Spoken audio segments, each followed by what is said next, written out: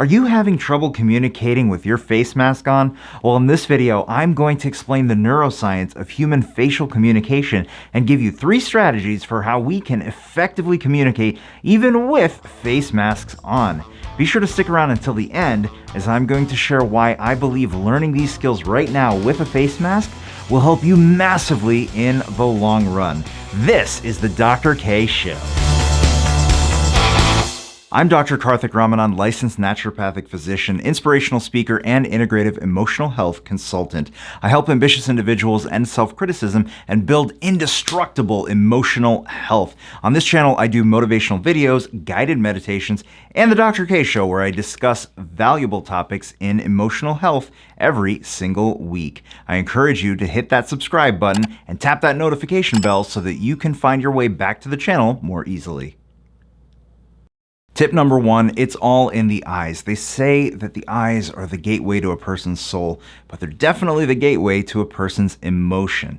Now, facial recognition research has shown us that our brains primarily focus on the eyes and secondarily on the mouth when we're trying to identify another human being. It does not actually take into account the details of a person's entire face. Now, since the mouth is covered with a face mask, we must practice communicating through our eyes. So, true story, for the longest time, I did not know how to smile for a camera. I thought I was just extremely unphotogenic. Then I learned from somebody who is photogenic that a smile is as much in the eyes as it is in the mouth. Notice how my eyes are rigid here. Contrast that with this smile. Notice the lines near the side of the eye. Our brains pay close attention to those features. So let's play a little game. I'll make a few faces with a mask, and you guess how I'm feeling by simply reading my eyes.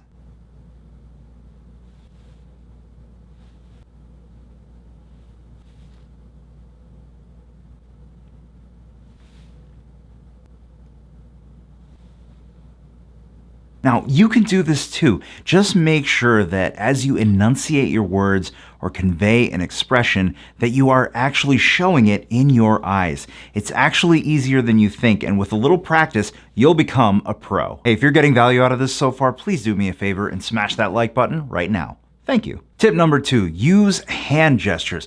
A large part of nonverbal communication is in the hand gestures. Want to be more welcoming? Open your hands outwards as you speak. Want to be more authoritarian? Face your hands downward as you speak. When you learn to speak on stage, understanding the importance of hand gestures is an integral part of that training process.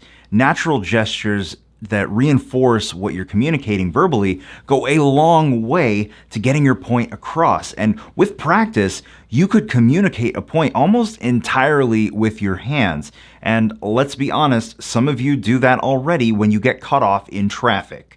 Make sure your hand gestures are natural though. Going overboard just makes things awkward.